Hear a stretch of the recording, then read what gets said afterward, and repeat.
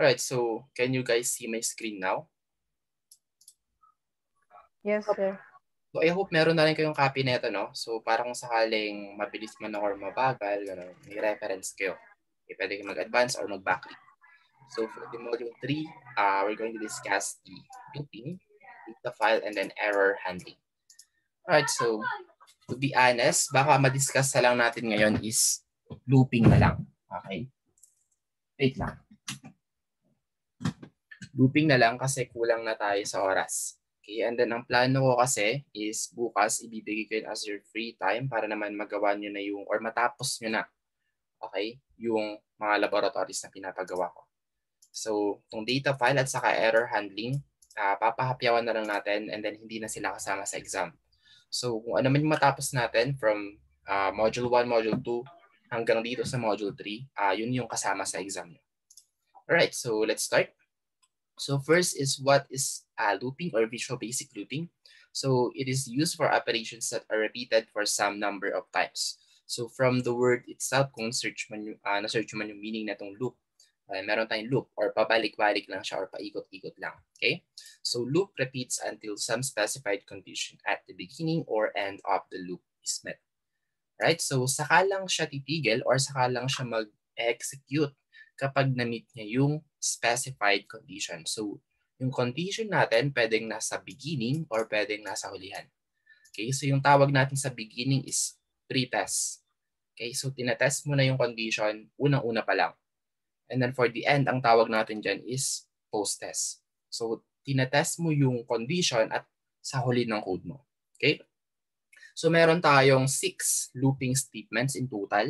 So, we have 4 for the do loop variation, 1 for loop, and then 1 while loop. Okay, so under do loop variations, we have do while, do until, do loop while, and then do loop until. So kung papansinin mo, or kung papansinin nyo, meron tayong do while lang, saka do until. And then ito naman is meron na siyang kasamang do loop, at saka do loop ulit. So itong do while saka do until, ito yung mga pre-test natin. Kasama itong for loop at saka while loop. And then sa post-test natin, meron tayong do loop while at saka do loop until. Okay, so a total of 4 pre-tests and then 2 post-tests. Okay, so ito yung format or yung construction ng pre-test natin. So like what I've said, pre-test, you can found or you can find the condition at the very first. And then for the post-test, at the very end. Okay, so for now, do not mind the syntax. Pero ang point lang dito, ang idea lang dito is kapag sinabi natin pre-test, nasa unahan yung condition. Pag sinabi natin post-test, nasa hulihan yung condition. Okay? Alright. So, yun na nga. Meron tayong 6 pre-tests and then 2 post-tests. So, ano ba yung mga answer? Yung mga do while loop na yan, do until loop, while, for next, do loop while, and then do loop until. So, ito yung mga syntaxes na pwede mong gamitin or pwede nyong gamitin para mag-create ng loop statement or loop condition. Okay? So, lahat yan functioning. Okay? Magkakaiba lang ng syntax. Alright. So, ito yung mga pinaka-syntaxes talaga. So, ito yung pinakamalaga. Itong 2, 4, 6 na to. Okay? Yung 6 na yan. So, ito yung para sa do while loop. Ito naman sa do until loop. Ito yung sa do loop while and then do loop until. Ito naman yung sa while end and then for next structure or statement. Okay, so mag-start muna tayo sa do while loop structure. So pag sinabi natin do while loop structure, yung condition mo is nasa unahan, of course, and then at the same time, dapat yung condition mo is true. So while this condition is true, it will keep on executing or it will keep on looping. Okay? Kapag false na yung statement o yung condition dito, saka naman siya titigil. Okay? Ito naman yung kabaliktaran ng do while natin. We have the do until. So kapag while, dapat true. Kapag until, dapat naman false. So until this condition is false, it will keep on looping. Okay? Kapag naging true na yung statement or yung true na yung condition mo dito, saka naman siya titigil. Okay? So, alalahanin nyo lang yung keyword. Pag while, true dapat yung condition. Kapag until, dapat false naman yung condition. Okay? And then we have here the do loop while and then the do loop until. So kung papansin niyo, kapag while, true condition pa rin. Kapag until, false condition pa rin. It's just that this one is a post-test. Okay? Pag sinabi natin post-test, nasa hulihan yung condition. Ayan, nasa hulihan din.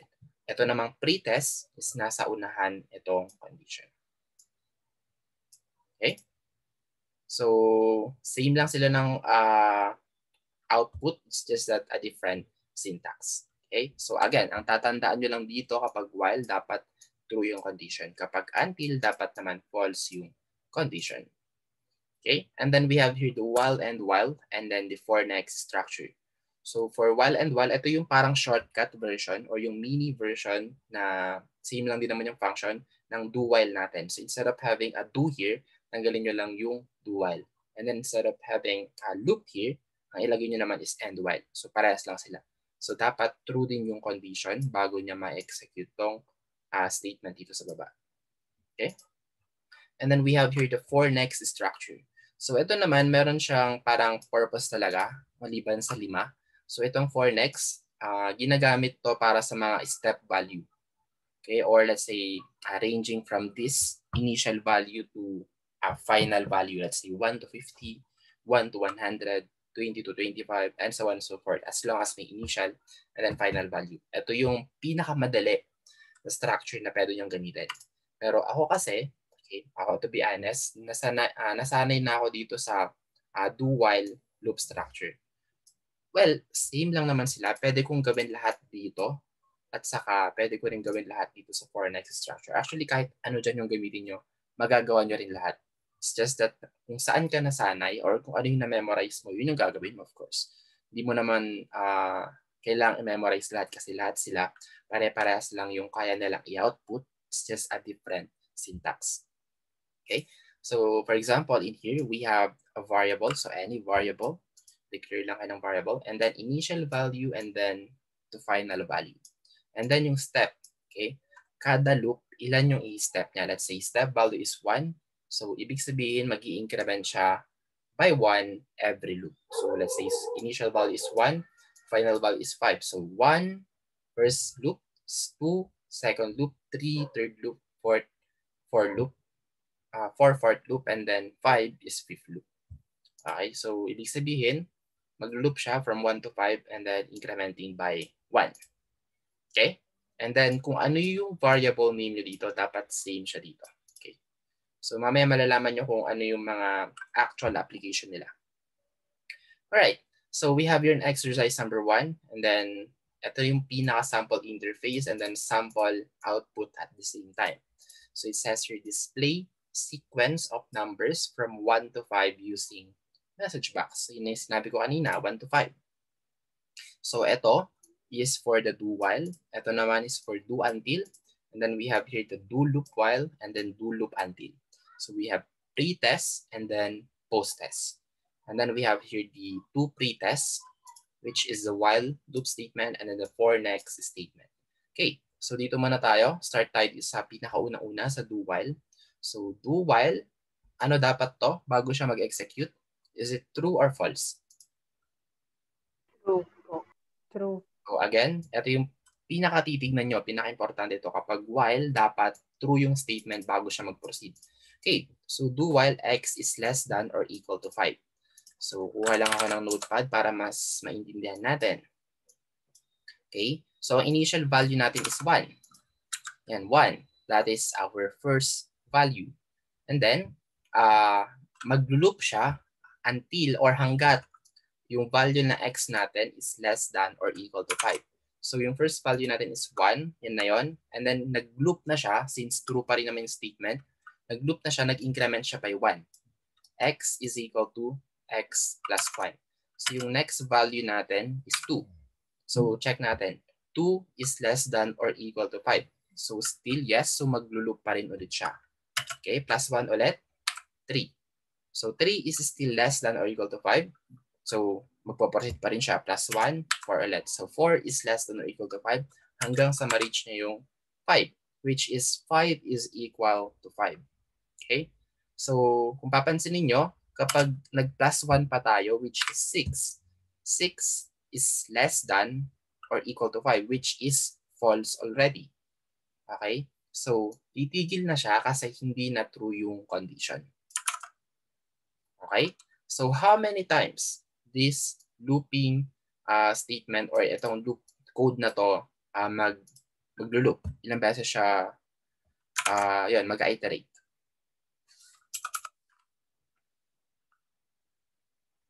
Anyone? Ilang beses? 5. So, 5 times. Ito na ngayon. Nagawa na natin. So, initial value is 1 and then final value is 5. So, incrementing by 1. So, 1, 2, 3, 4, 5. Okay? How about the second one? Yes, Miss Fatima?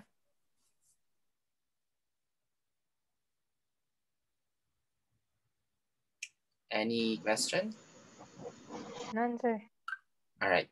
So, for the second one, do until naman yung gamit natin. Okay? So, kung papansin niyo ito lang yung napalitan. Okay? Yung while natin naging until. So, ano yung condition natin dito? Dapat ano siya? False po. Dapat false. Okay, so check natin. 1 is greater than 5. Is it true or false? False po. False. So, ilulup niya yan as a first loop. And then mag-increment ulit tayo by 1. So, tunay value natin, 2 is greater than 5. False, sir. False, sir. Hanggang sa ma-reach natin yung 5. Tama? So, 5 is greater than 5. False or true? False pa rin. Pero pagpatak ng 6. 6 is greater than 5. True or false? True. True. Okay, so pag true na siya, saka na kayo titigil. Kasi nga, ang gamit natin is until. Okay, so ito yung kabaliktaran ng while. So ito rin yung output ng do until. So do while, do until. So parehas lang, 5 times siyang mag-iterate. Okay. So kung papansin niyo, ito yung sa pre-test, nandito yung condition natin sa unahan. Sa unahan, ito naman is sa hulihan, post-test. So while this condition is true, it will keep on iterating. Okay? While, until this condition is false, it will keep on looping or iterating. Okay? So, hindi ko na ipapakita to since same thought lang sila. Okay? It's just that the condition is at the end of the looping statement. Okay? So, para mas ma-appreciate nyo pa to, gawin natin siya in actual. Alright, so just wait a second.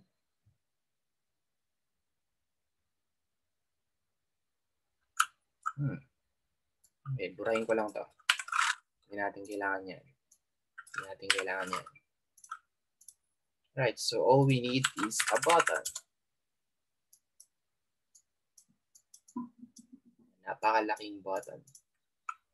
Size 45. Start loop. Start loop. Okay, ito yung po-program natin. Double click that one. So, ang gagamitin ko is yung do while structure.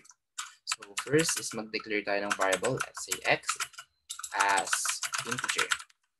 Okay? And then, next one is yung initial value ng x natin, which is, say, x is equal to 1. Okay? So, dito na yung do while structure natin. Do while x is less than or equal to 5. Press enter and then automatically ilalagay niyo yung ending loop statement natin. Okay? So, first one is kung saan natin siya i-display. Message box. And then, number. And so, ginagaya ko lang yun nandun sa module natin. Okay? Gamit ako ng concatenation. Kukunin ko yung value ng x. So, dito niya i-display. And then, mag-i-increment tayo by 1. So, pwedeng x is equal to x plus 1 or x is equal to plus equals 1. So, same lang sila. Ibig sabihin, mag-i-increment ka ng 1 sa value ng x. Ito naman, mag-i-increment ka rin ng value ng 1 sa value ng x. Okay? So, gamitin natin yung nasa module muna. And then, mamaya naman isa para makita natin kung same ba. So, test natin.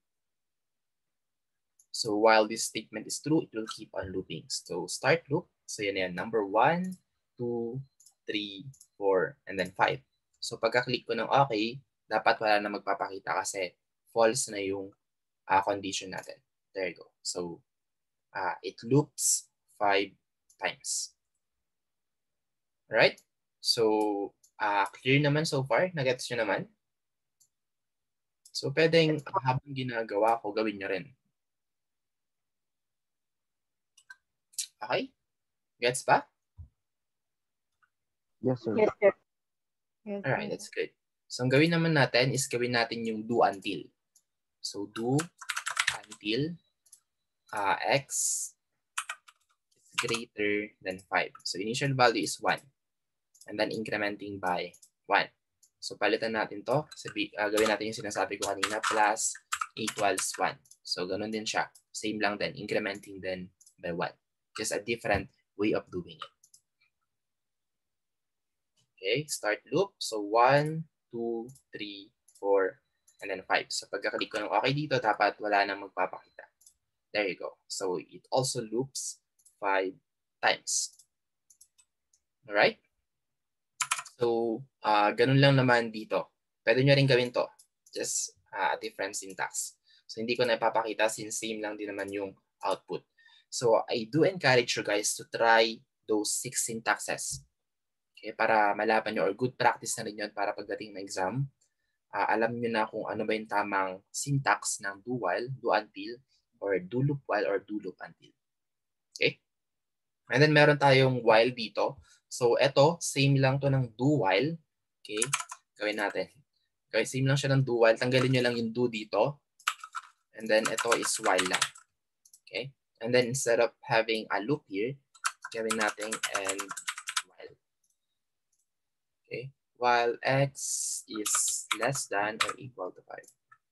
Okay? So, dapat true din yung condition natin dito. So, check natin. So start loop 1, 2, 3, 4, and then 5. Okay?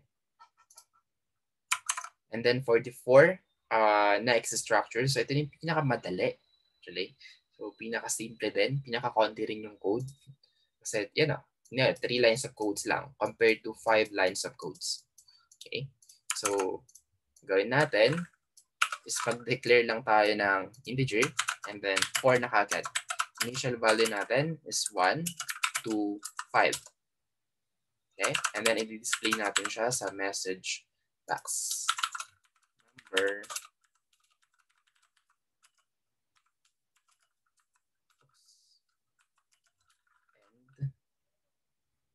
and so, check natin kung working ba siya.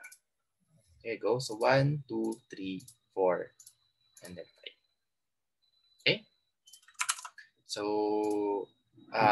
pwede nyo gawin to. Ito yung pinaka-memorize nyo since ito yung pinaka-simple. Pero, depende sa inyo pa rin. So, it's your choice. Alright. So, are we clear so far regarding with the exercise number 1? Yes po. Yes, sir. So, ulitin ko lang, etong 6 na to, pare-parehas lang sila ng output. 1 to 5 lahat yan.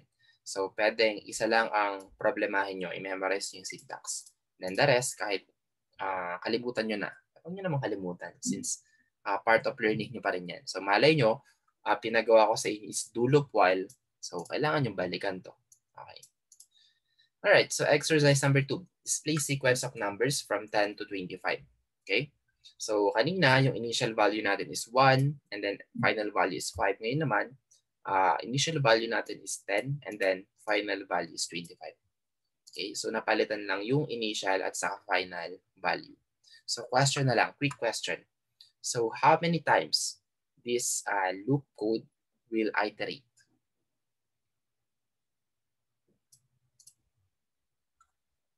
Anyone? 15. 15? 2. Dalawa?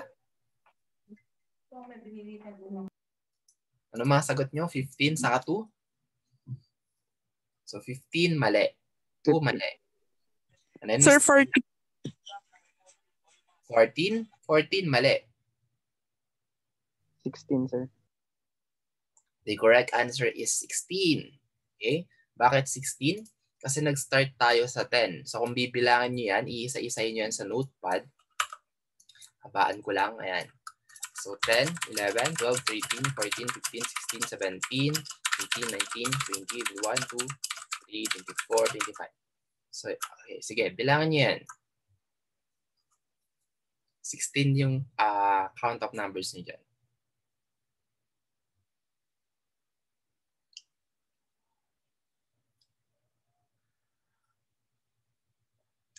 Tama? 1, Yes, sir. 4, Yes, 5, 6, 7, 8, 9, 10, 11, 12, 13, 14, 15, 16. Okay? So, huwag kayong magpapadin lang kasi ginawa nyo 25 minus 10, which is 15. So, ang gawin nyo, pwede naman final value minus initial value plus 1. Okay? Laging ganun. Kasi nag-start kayo sa initial value. Okay? So, para tong 0 to 10. Okay? Instead of having 10 values only, pero nag-start ka sa 0, kaya ang i-count nyo is 11 values. Okay? Hindi lang 10. Alright. So, same lang naman sila. Palitan lang natin yung gawin na nga lang natin. X is equal to, initial value is 10. So, do while ulit yung gagamitin ko. X is less than or equal to 25. So, message box ulit. Number concatenate the value of X. And then, incrementing siya by 1. Okay, so check natin. Start loop, so 10, 11, 12, 13, 14, hanggang sa ma-reach natin yung 25. There you go. So pagka-click ko na ito, dapat wala na magpapakita. Okay? So, ganun. Napalitan lang naman yung initial at saka final value natin. So, same na rin siya dito sa do until. It's just that this condition should be false. And then for do loop while, and then do loop until, yung condition nila is nasa hulihan. Ito. And then ito rin. Okay? And then for using while, so same siya ng do while again. Palitan nyo lang yung syntax dito. Okay? Instead of having a do while, tanggalin yung do, palitan yung loop ng end while. And then for next, so mas madali na naman. So initial value is 10, ending value is 25. And then we will display it on the message box. Okay? And then for exercise number 3, okay, this one is 25 to 10. So initial value is 25, and then final value is 10. So ang papansin niyo, initial value is greater than the final value. So dapat decrementing na siya.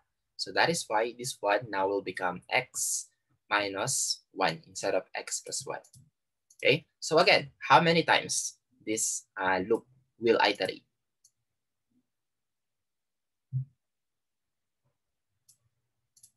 Ilang beses itong exercise number 3 natin?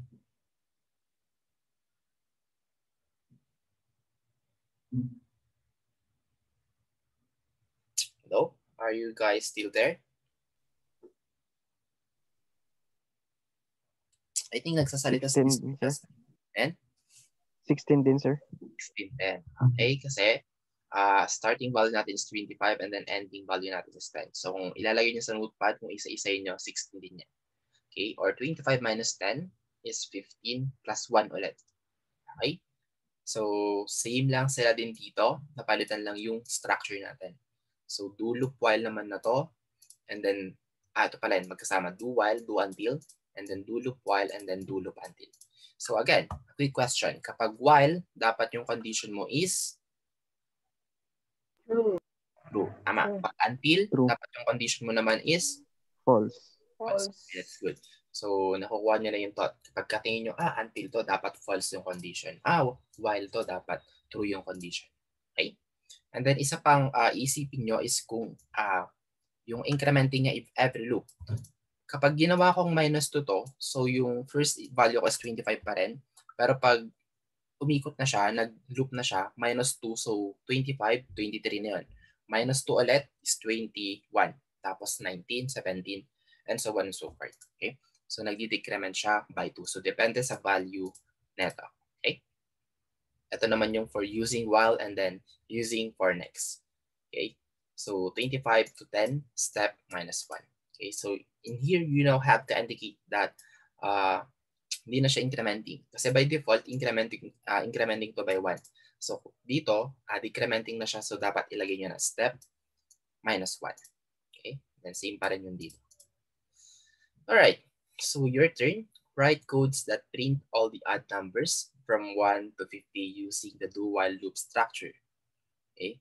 So, grabe naman sir, your turn na naman. Dami na nga namin gagawin. Dagdag pa yan. Okay? So don't worry.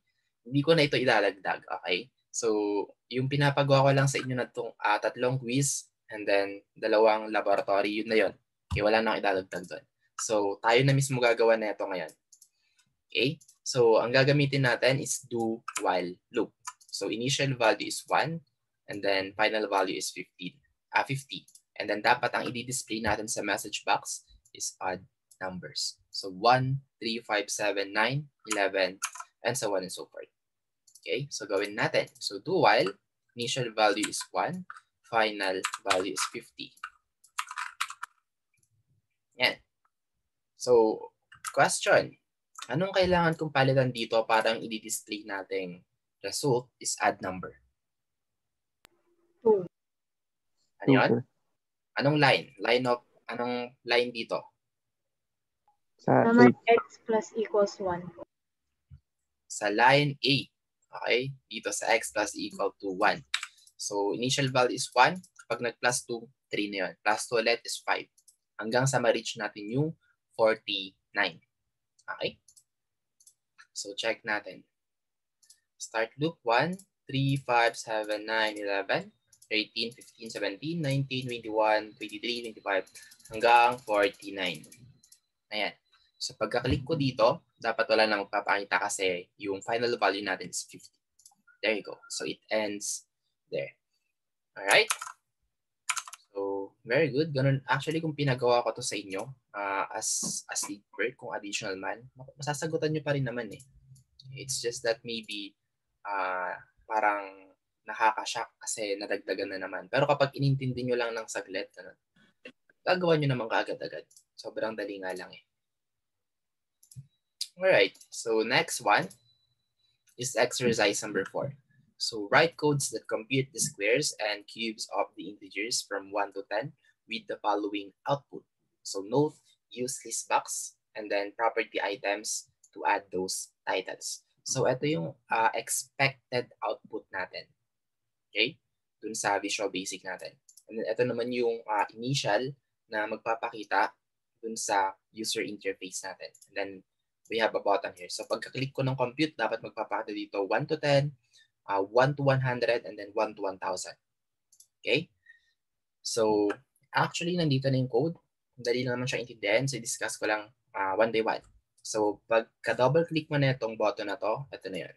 Okay? And then sa loob niyan, mag-declare lang kayo ng 3 variable.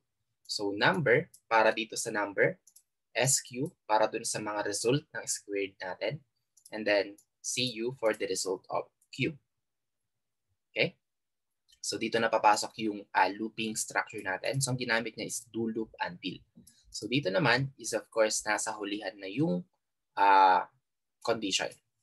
Okay? So until, so dapat false yung statement, okay, bago siya mag-proceed. So initial value natin is 1. Okay? So pwede nyo gawin to, pagka-declare nyo ng variable, pwede nyo nang i-initialize yung value. Kasi ang ginawa natin is nilagay pa natin dito. Pero pwede nyo nang ilagay dito equals to 1. Okay? Mas pampatipid yan ng code. Okay? Which is ginawa na dito. Okay? And then for squared, so madali lang naman yan. I-squared mo lang mismo yung number. Okay? So eto na yun. SQ is equal to number squared. And then for cube, i-cube mo lang yung number. Okay? So ganun lang kasimple. Number raised to 3 or number cube. Okay? And then saan natin ipapakita? So eto na yun. So instead of showing that to a message box, yung ginagamit natin kanina, ilalagay naman natin siya ngayon sa list box. Okay? So I hope na gamit nyo na itong list box dati para may idea kung paano mag-add, paano mag-show, and so on and so forth. So gagamit tayo ng method .items.add. Okay? And then meron tayong number, meron tayo ng squared, and then meron tayo ng cube. And then kung papansin niyo nag-concatenate lang tayo. Okay? So actually, itong VB tab na to is similar. Pakita ko lang sa Microsoft Word. So, similar to sa tab na ginagamit natin. So, pag nag-tab ako, it will jump 5 spaces. Okay? So, I hope kita nyo yan. Yan, nilakayan ko na. So, nag-tab ako, it will jump 5 spaces. So, the same lang din siya dito sa, sa Visual Basic natin. So, ito, magbibigay siya ng 5 spaces. So, kung papansin niyo yung value ng number, ito yon 1. And then, meron tayong space. 5 spaces. And then, concatenate ulit, which is yung value na ng square. Concatenate ulit, and then VB tab, and concatenate ulit, and then yung value na ng cube. Okay? And then, of course, yung number natin is incrementing by 1. So, 1 to 10. And then, yung condition is saka lang siya titigil kapag true na yung condition dito. So, dapat false muna. So, initial value is 1. 1 is not equal to 11. So, false.